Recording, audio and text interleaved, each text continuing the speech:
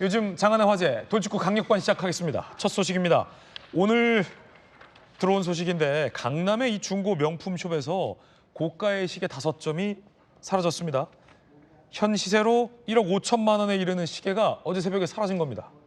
망치로 매장 유리를 깨고 침입한 헬멧을 쓴 도둑을 경찰이 뒤쫓고 있습니다. 최다희 기자가 현장 취재했습니다. 건물 안쪽에서 검은색 헬멧을 쓴 사람이 서성댑니다. 잠시 뒤 중고 명품을 파는 상점 앞에 다다르자 매장 유리벽을 향해 성인 주먹만한 크기의 돌을 던집니다. 망치를 꺼내 유리벽을 여러 차례 내리치자 유리벽이 문틀에서 떨어지고 깨진 유리를 밀고 안으로 들어옵니다.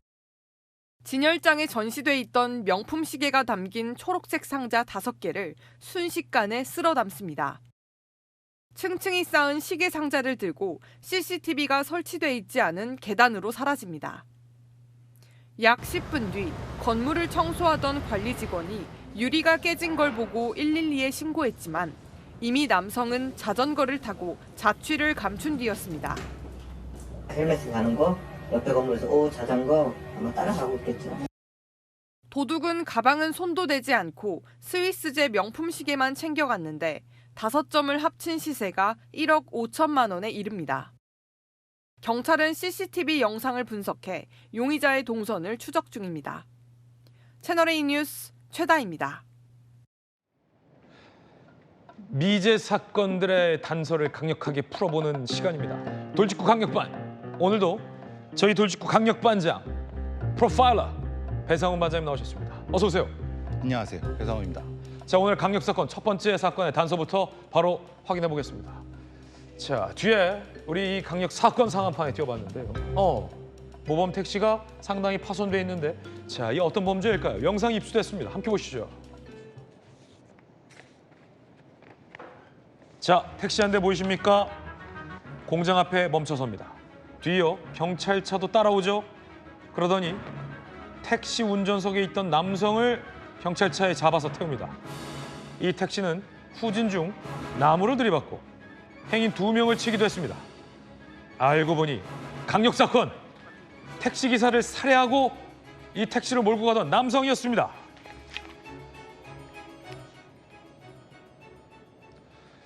자, 이 경기 화성에서 발생한 강력 사건입니다. 20대 남성 A씨가 택시기사를 흉기로 살해하고 택시도 훔쳐서 도주 중에 행인 2명까지 들이받았어요. 택시가 사람 치고 다닌다! 신고가 들어왔고 경찰이 1시간 만에 서울 남태령 인근에서 긴급 체포, 화성에서 남태령까지 온 거예요. 새벽 3시 30분에 발생한 강력 사건입니다. 목격자들의 이야기 들어보시죠. 택시 승객하고 기사님하고 실랑이 하는 소리 때문에 주민들이 나와서 보니 이미 그 사고가 일어난 상태였고 택시 기사분이 땅에 누워 있으셔서 신고를 하는 중에 택시 승객으로 있던 사람이 택시를 몰고 충격을 해서 2분이 다치신 상태였고 이 동네에서는 넓은 길이 아니기 때문에 그래서 원래 그렇게 센 속도로 달리지 못하는 좀 속도가 있는 상태에서 지나친 거예요. 배 반장님, 이거 강력 사건인데요. 아니, 이거 왜 살해한 겁니까? 보통 저희는 택시강도 택강이라고 얘기하는데 택시강도 택강. 예, 이제 택강이 사실 많이 사라졌습니다. 왜냐하면 택시 이제 기사를 노리는 강력 사건이고 지금 이 범인 같은 경우는 흉기를 몇 개 준비했다고 하고요. 그리고 거기서 이제 뭐 본인은 뭐 실량이라고 하지만 실제로는 살해가 이뤄졌기 때문에 돈을 노렸을 수 있는 상황인 거고요. 그 다음에 이제 도주를 했는데 도주 과정에서 2명을 다치게 한 부분이거든요. 그렇군요. 예, 지금 상태에서는 일단 물론 이제 지금 상태에서는 음주라든가 약물은 검찰에 음성 나왔다고 합니다. 음성 나왔어요? 예, 예. 그런데 이제 그러니까 실제로는 택시강도일 가능성을 더 높게 보는 것이고. 네. 본인은 이제 다른 형태의 어떤 뭐 특정한 다른 어떤 범행을 하기 위해서 택시를 이용하다가 중간에 검거됐을 가능성도 있고, 그러니까 그거 2가지가 가능성이 다 있는 거죠. 그렇군요. 이게 얼마나 뭐 급하게 도주했는지 운전석 쪽 앞바퀴가 펑크난 상태였다고 하는데 지금 이게 펑크난 줄 모르고서 도주한 겁니까? 아니면 펑크난 줄 알면서도 급하니까 도주를 한 걸로 봐야 될까요? 후자일 가능성이 없겠죠. 그렇군요. 왜냐하면 거기서 내렸을 때 타는 도주 방법이 없으니까 그렇죠. 바로 도주를 하는데 실제로 펑크난 상태에서도 일정 시간 동안은 사실은 운행이 가능합니다. 아. 물론 이제 저 택시는 다 망가지겠지만요.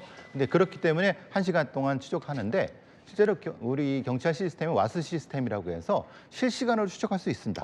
왜냐하면 CCTV라든가 아니면 블랙박스를 실시간에 연동시켜서 그러니까 뭐 도망갈 수가 없는 상태니까 그런데 이제 서울로 오게 된 거는 번잡한데 네. 그러니까 시골로 가기보다는 서울로 오는 것이 도주자의 입장에선 더 검거를 피하기 위한 거기 때문에 그래서 일부러 이 남태령 쪽으로 올라온 거군요. 예, 근데 남태령을 올라오는 과정에서 더 이상 운행이 안 되는 상태에서 검거된 네. 것 같은데 문제는 자해했다고 하는데 저게 좀 걸립니다. 자해를 했어요? 그러니까 실제로 자해라고 하는 것이 언제 어디서 했느냐가 중요하거든요. 네네. 예를 들면은 사실은 본인이 잡힐 것 같으니까 자해라는 알리바이를 만들어낼 수도 있는 거고 아니면 본인은 그런 얘기, 뭐 손해 정도 부상 입었는데 이걸 자해라고 할 수 있을까? 아니면 자기가 그냥 다른 어떤 그 범행을 하다가 다친 거를 자해라고 거짓 진술할 수 있는 거거든요. 그렇군요. 조금 명확히 좀 밝혀야 될 것 같습니다. 명확히 밝혀야 한다. 왜 택시기사를 살해했는지에 대해서 이렇게 진술했다라는 내용도 지금 저희가 파악을 해봤습니다. 이 택시기사 살해 용의자의 진술 내용입니다. 이 사람 진술에 따르면 강남에서 화성으로 귀가하기 위해 택시를 탑승했는데 길을 돌아서 간다, 택시기사가. 말다툼 후 흉기로 공격해서 사망에 이르게 했다. 그런데 가방 속에는 이미 흉기 3점이 있었고 이 사람의 진술을 믿어야 할까요? 돌아간다고 사람을 죽이나요? 아니죠. 그리고 흉기는 왜 있나요? 예.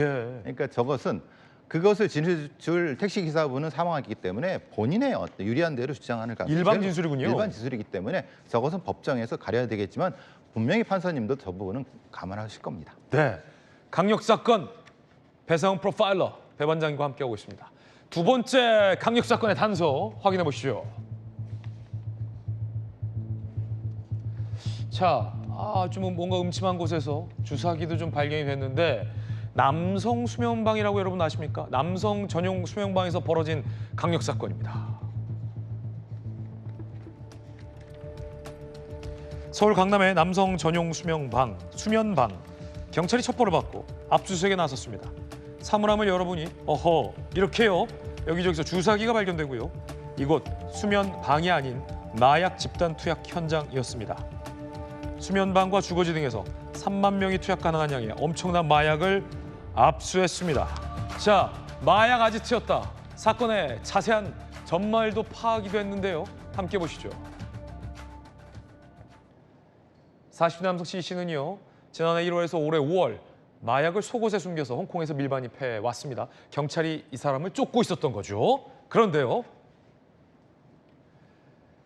자, 성소수자 웹사이트 앱에서 판매 후 서초구의 남성 전용 수면방에서 집단 투약, 성관계까지 하고 있다는 첩보가 입수됐고 압수수색에 나섰는데 이렇게 현장에서 증거가 우수수 나온 겁니다.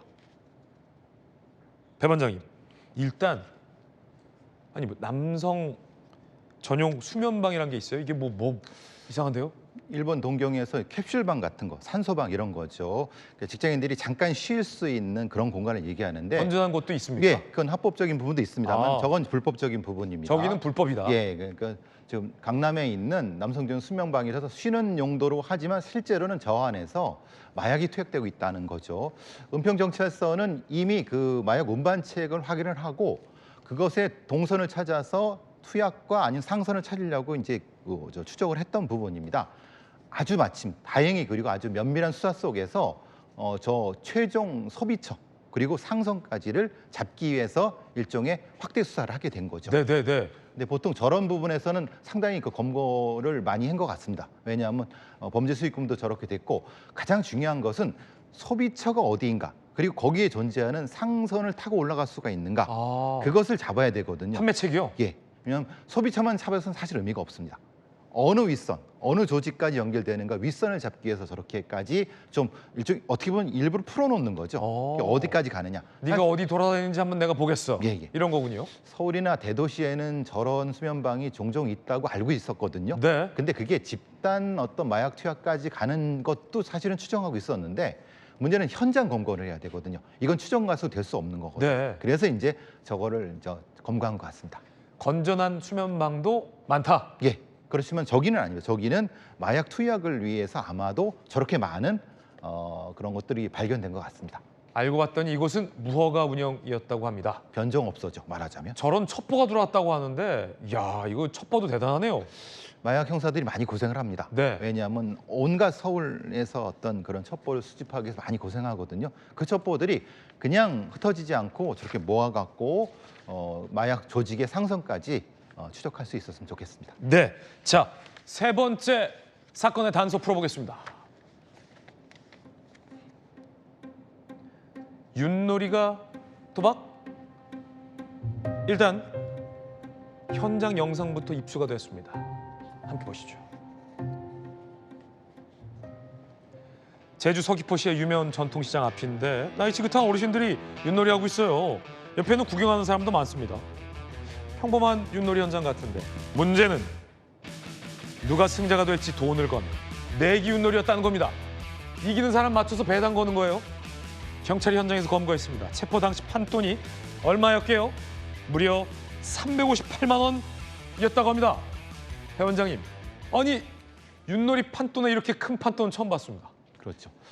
그러니까 올레 시장 같은 경우 제주도에는 뭐 전통시장도 있고 그런데 네, 어떤 거기서 이제 그냥 소일거리로 하시는 분들이 있습니다. 근데 그거는 도박은 아닌 거고 네. 저건 전문적으로 판돈을 놓고 거기다가 신고가 되면은 바로 흩어졌다가 다시 또 경찰이 가면 다시 또 하는 이게 반복돼 갖고 무려 신고가 100회 이상 신고가 됐는데도 이야. 못 잡아갖고 경찰에서 아예 작정을 하고 팀을 꾸려서 이제 접근한 거거든요. 아니 이게 어르신들이 많은데 네. 이게 웃긴 게 어르신이 직접 윷놀이에 참여하는 게 아니라 두 사람이 하라고 하고 누가 이기는지에 판돈을 걷다는 거잖아요. 그리고 이제 만약 거기서 누가 뭐라고 이제 잔소리하고 그러면은 협박하고 훈수 두지 말라고. 훈수하고 쫓아내고 예. 그러니까 특수협박 같은 것도 하니까 네. 실제로는 상습 도박 플러스 특수협박까지 더 낸 거죠.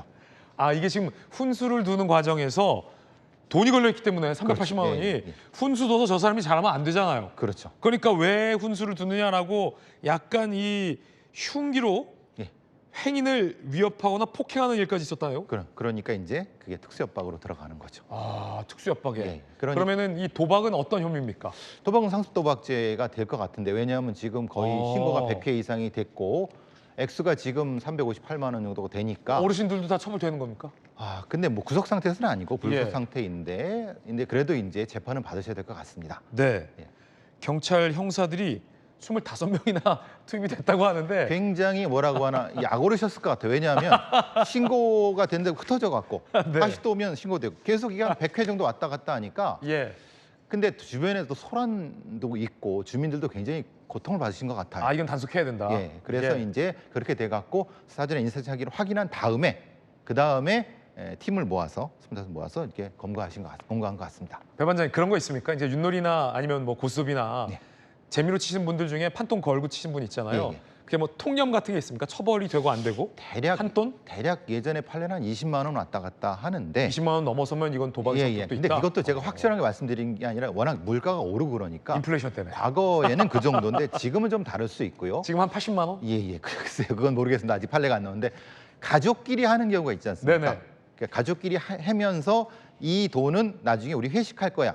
이거는 도박이 아닙니다. 아 그렇군요. 근데 그것을 약속하지 않은 거는 얼마까지 판돈이 올라갈 수가 있기 때문에 네. 이것은 처벌당할 수 있습니다. 가족끼리 여행 가는 돈이야라고 했는데 예. 하우스에서 해. 그러면 안 되죠. 그럼 안 됩니까? 왜냐하면 상한선이 상한선이? 그러니까 가족이라고 네, 하고 네, 네. 사실 상한선 높여갖고 하는 거기 때문에 그거는 네. 이제 검거가 될 수 있는데 예. 그럴 수 있지 않습니까? 사실은 우리 요거 한 다음에 요거 우리 가족 모임으로 이제 음식값 낼 거야. 그런 건 처벌 안 된다. 그 정도 선에서 몇십만 원 알겠습니다. 정도는 뭐 별로. 예. 프로파일러 배 반장님과 함께했습니다.